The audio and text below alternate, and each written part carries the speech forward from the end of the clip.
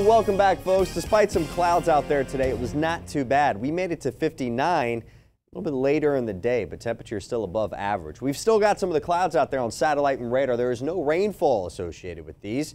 Not really expecting any rainfall as we head through the overnight period, but I can't rule out a little bit of fog developing as well to take you into tomorrow morning, so please keep that in mind for part of your morning commute. Numbers outside still mild.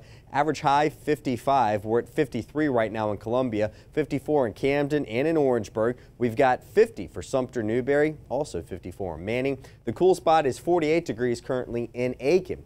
Taking a look at numbers across the area on the WeatherBug network. In Chester County, going just north of the Watch Fox viewing area, down to 46 after a high of 54. In fact, everybody in the 50s with the exception of Shaw Air Force Base that made it to 60 degrees. Lows in the 30s and not a lot of movement with the numbers as you get that atmospheric blanket of clouds overhead, keeping temperatures pretty mild out there from 46, the coolest location at the airport in Chester, 50 in Newberry, 51 at Hopkins at McEntire National Guard, and 58 at Shaw Air Force Base in Sumter. So those temperatures, again, pretty mild out there. And the bigger picture shows you those clouds stretching from southern Texas all along the southeast into South Carolina and even pushing into the mid-Atlantic states as well. Now, lots of rainfall throughout Texas, Louisiana.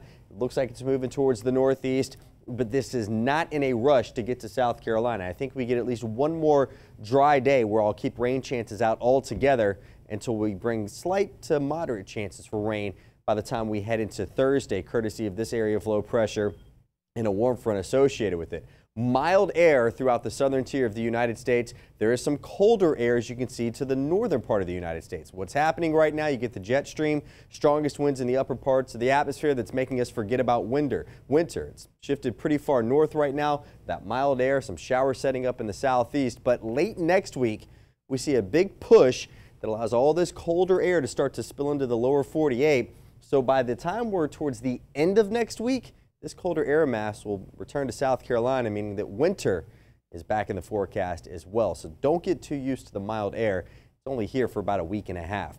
Future Watch tonight will take you towards 5 a.m. tomorrow morning. Looking at a mostly cloudy sky, potentially some patchy fog. Again, the shower and thunderstorm threat to our west.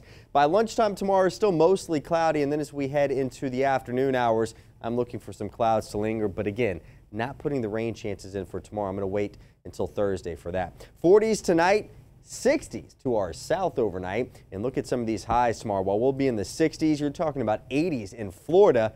We're not going to get quite that warm. 43 in the city with patchy fog possible. Tomorrow, mostly cloudy, 65 degrees, 10 degrees above average. Northeast winds at about 3 to 8 miles per hour. Then we're up to 67 with those slight chances of rain on Thursday. They continue Friday, and there you go, Daryl, 70s starting on Friday through the weekend, and that'll even take us into next week. We bring slight chances of rain back to the forecast Monday and Tuesday, but as we head towards, again, the end of next week, that is when it looks like this will all come crashing down. So we just want everyone to be forewarned that, yes, it is great out there. People are enjoying it.